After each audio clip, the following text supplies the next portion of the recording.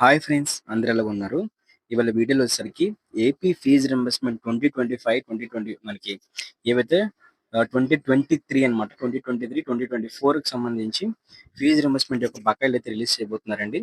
So వాటికి సంబంధించి మీరు ఏ చదువుకుంటా ఆ ఇయర్‌లోని ఫైనల్ ఇయర్ పూర్తి చేసిన, ఫస్ట్ ఇయర్, సెకండ్ ఇయర్ ఏ ఇయర్ పూర్తి చేసినా సరే మీకు సంబంధించి ఫీజ్ రింబర్స్మెంట్ ప్రాసెస్ అనేది ఎట్లా రిలీజ్ చేయబోతున్నారని చెప్పేసి క్లారిటీగా చెప్పబోతున్నానండి. దాంతో పాటు దీన్ని పెండింగ్ అమౌంట్ అంటారనమాట. అలాగే దీంతో పాటే మనకి 2023కి ముందు ఎవరైతే జాయిన్ అయ్యారో, 2023కి ముందు ఎవరైతే రిలీవ్ అయ్యారో, ఫీజ్ రింబర్స్మెంట్ బకాయిలు పడలేదో వాళ్ళకి కూడా ఏ విధంగా ప్రాసెస్ కంప్లీట్ చేయాలని చెప్పి తెలిసి చెప్తానమాట. సో దానికి సంబంధించి మనకి అమౌంట్ అనేది ఎప్పుడు రిలీజ్ చేయబోతున్నారు, అట్లాగే ఆ రిలీజ్ చేయాలనుకున్నట్లయితే ఒక సర్వే అనేది మనం పూర్తి చేసుకోవాలండి. ఆ సర్వే కూడా మనం ఏ విధంగా పూర్తి చేసుకోవాలని చెప్పేసి క్లారిటీగా మీకు స్టెప్ బై స్టెప్ అయితే ఎక్స్ప్లెయిన్ చేయబోతున్నాను. సో ప్రతి ఒక్కరు కూడా వీడియోని ఇంకా లైక్ చేయలేదా, లైక్ అయితే చేయండి అనమాట. లైక్ చేస్తే మనకి మరింత మోటివేషన్ అయితే వస్తుంది. సో ప్రతి ఒక్కరు కూడా వీడియోని లైక్ అయితే చేయండి, లైక్ చేయండి. దాంతోపాటు మన ఛానల్ ఇంకెవరు సబ్స్క్రైబ్ చేసుకోకపోయినట్లయితే వెంటనే సబ్స్క్రైబ్ అయితే చేసుకోండి. సబ్స్క్రైబ్ చేసుకుంటేనే ఏపీ ఫీజ్ రింబర్స్మెంట్ సంబంధించి ఎప్పటికప్పుడు లేటెస్ట్ అప్డేట్స్ అన్ని కూడా మీ వరకు తెలుస్తూ ఉంటాయన్నమాట. ఇక లేట్ చేయకుండా టాపిక్ అయితే వెళ్ళిపోదాం. అయితే ఈ సర్వేని కండక్ట్ చేస్తుంది వచ్చేసరికి మనకి ఎవరు కండక్ట్ చేస్తారనుకున్నట్లయితే మన గ్రామ వార్డు సచివాలయంలోని వెల్ఫేర్ అసిస్టెంట్ ఎవరైతే ఉంటారో వారి లాగిన్కి అయితే ఈ సర్వేని కండక్ట్ చేయమని చెప్పేసి మనకైతే వచ్చిందనమాట. సో నోటీసు మొత్తం వాళ్ళ లాగిన్కి వచ్చేసరికి ఎంతమంది స్టూడెంట్స్ వాళ్ళ సచివాలయం పరిధిలో ఉన్నారు, వాళ్ళలో ఎంతమందికి పెండింగ్ అమౌంట్ రిలీజ్ చేయాలి, ఎంతమందికి సర్వే పూర్తి చేయాలని చెప్పేసి క్లారిటీగా వాళ్ళకైతే ఆ డీటెయిల్స్ మొత్తం కూడా వచ్చాయన్నమాట. సో దాన్ని బేస్ చేసుకుని వాళ్ళు సర్వే అయితే చేస్తారు. అయితే సర్వేలో మనకి ఫస్ట్ స్టెప్ ఏంటి అనుకున్నట్లయితే సో వాళ్ళు లాగిన్ అవుతారనమాట. సో వాళ్ళకి సంబంధించి ఏదో లాగిన్ ఉందో లాగిన్ అవుతారండి. అయితే ఇక్కడ చూసుకున్నట్లయితే ఆ సర్వేకి సంబంధించి మనకి డీటెయిల్స్ అయితే ఈ విధంగా అయితే ఉంటాయి. సో సర్వేలోని సెక్రటరీ నేమ్ ఏంటి, ఓకేనా, అతని పేరు ఉంటుందన్నమాట. అతని డీటెయిల్స్ అన్ని కూడా మనకి ప్రొవైడ్ చేస్తారు.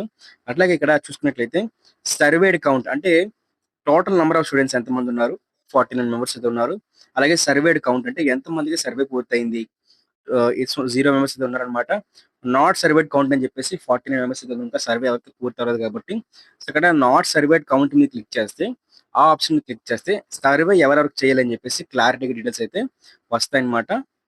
మరి ఇక్కడ చూస్తున్నారు కదా, సర్వే ఎవరెవరికి చేయాలని చెప్పేసి క్లారిటీగా డీటెయిల్స్ మొత్తం అయితే వచ్చాయండి.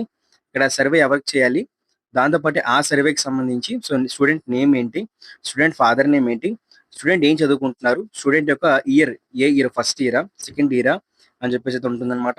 దాంతోపాటు ఇక్కడ స్టూడెంట్ మొబైల్ నెంబర్ ఉంటుంది, స్టూడెంట్ ఫాదర్ మొబైల్ నెంబర్ కూడా ఉంటుందన్నమాట. సో దాన్ని బేస్ చేసుకుని ఆ స్టూడెంట్ కి క్లిక్ చేస్తారు. సో అప్పుడు ఆ స్టూడెంట్ కి సంబంధించి కంప్లీట్ డీటెయిల్స్ అయితే వస్తాయండి. చూస్తున్నారు కదా ఇక్కడ కంప్లీట్ డీటెయిల్స్ అయితే వస్తాయన్నమాట. దీనికి సంబంధించి మొత్తం డీటెయిల్స్ అయితే వస్తాయండి. స్టూడెంట్ పేరు, student mother name, college name, department ఏంటి, అలాగే application ID, okay, fees reimbursement సంబంధించి అప్లికేషన్ ఐడి వస్తుంది, అడ్మిషన్ డేట్ వస్తుంది.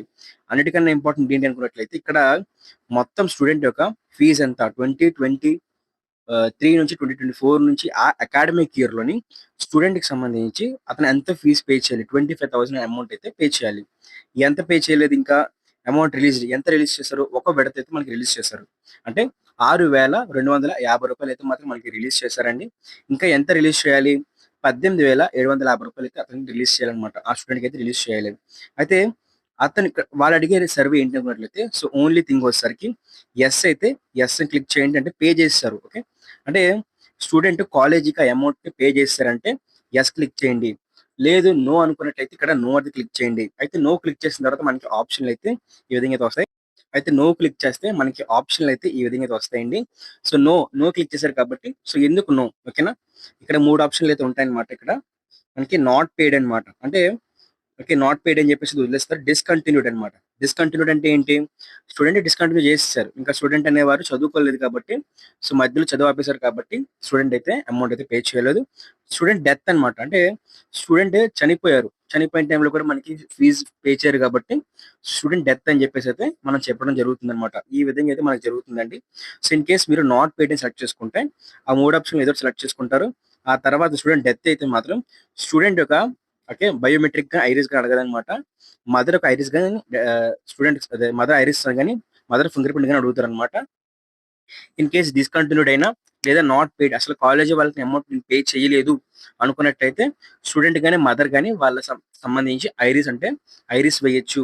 అంటే బయోమెట్రిక్ కానీ ఐరిస్ కానీ తంబు కానీ అలాగే ఐస్ కానీ వేయచ్చు అనమాట. అయితే ఇన్ కేసు స్టూడెంట్‌కి సంబంధించి స్టూడెంట్ అనేవారు అమౌంట్ పే చేశారు అనుకుందాం. ఫుల్లీ పెయిడ్ అని కూడా యెస్ అని క్లిక్ చేస్తే మనకు 2 ఆప్షన్‌లొస్తాయి. ఫుల్లీ పెయిడా? పార్షియల్లీ పెయిడా? అంటే కొంత అమౌంట్ పే చేశారా? ఫుల్‌గా పే చేశారా? ఫుల్‌గా పే చేస్తే మాత్రం మనకి ఈ విధంగా క్లిక్ చేయండి. పార్షియల్ అయితే పార్షియల్ క్లిక్ చేస్తారు. ఆ తర్వాత దీనికి సంబంధించి ఓకే. రిసిప్ట్ మొత్తం పెడతారనమాట. సో, అంతా ఒకటే రిసిప్ట్ కాదనుకున్నట్లయితే పైన ప్లస్ ఉంది కదా! ఈ ప్లస్ మీద క్లిక్ చేస్తే మనకి ఇంకో రిసిప్ట్ అప్లై చేయడానికి ఇంకో రిసిప్ట్ కూడా అప్లోడ్ చేయడానికైతే ఆప్షన్ వస్తుంది. సో, అట్లా ఎన్ని రిసిప్ట్‌లుంటే మీకు మొత్తం అకాడమిక్ ఇయర్‌కి సంబంధించి అన్ని రిసిప్ట్‌లయితే మీరు అక్కడైతే పే చేస్తారనమాట. దాంతో పాటు ఇక్కడ దీనికి సంబంధించి స్టూడెంట్‌కి సంబంధించి మనకి అమౌంట్ ఎంత రిసిప్ట్ అనమాట. సో, అమౌంట్ ఇక్కడ ఎంటర్ చేయాలి. రిసిప్ట్ డేట్ అయితే ఎంటర్ చేయాలనమాట. సో, ఈ విధంగా అయితే ప్రాసెస్ అయితే ఉంటుందండి. మళ్ళీ ఇక్కడ అథెంటికేషన్ క్లిక్ చేస్తే అథెంటికేట్ అయితే అవుతుందనమాట. సో, అథెంటికేట్ అయినప్పుడు మళ్ళీ సేమ్ అదర్‌లాగే మదర్ గాని, స్టూడెంట్ యొక్క బయోమెట్రిక్ అడుగుతుందనమాట. సో, ఎవరో ఒకరు బయోమెట్రిక్ గాని, ఐరిస్ గాని ఏస్తే సరిపోతుంది. అయితే మీరు తీసుకెళ్లాల్సిన డాక్యుమెంట్స్ ఏంటి అనుకున్నట్లయితే, ఒక ఆధార్ కార్డ్ తీసుకెళ్ళండి మీది. ఓకే. మీ ఆధార్ కార్డు, దాంతో పాటు మీ ఫీజ్ రింబర్స్‌మెంట్ సంబంధించి మీరు పే చేసిన రిసిప్ట్‌లేవుంటాయి. College fees రిసిప్ట్‌లు. ఆ రిసిప్ట్‌లు పట్టుకెళ్ళినట్లయితే మీకు కంప్లీట్ అయిపోతుందనమాట ఈ సర్వే అనేది. ఈ సర్వే చేసుకున్న వాళ్ళకి వన్స్ ఈ సర్వే మొత్తం కూడా కంప్లీట్ అయిపోయిన తర్వాత, మనకి ఎవరికైతే సర్వేలోని కాలేజీకి పే చేశారో, సో, కాలేజీకి పే చేసి వాళ్ళ దగ్గర రిసిప్ట్‌లయితే ఉన్నాయో వాళ్ళకి వాళ్ళ అకౌంట్‌కి అయితే డబ్బులైతే పడిపోతాయన్నమాట. సర్వే లాస్ట్ డేట్ పూర్తయిన తర్వాత.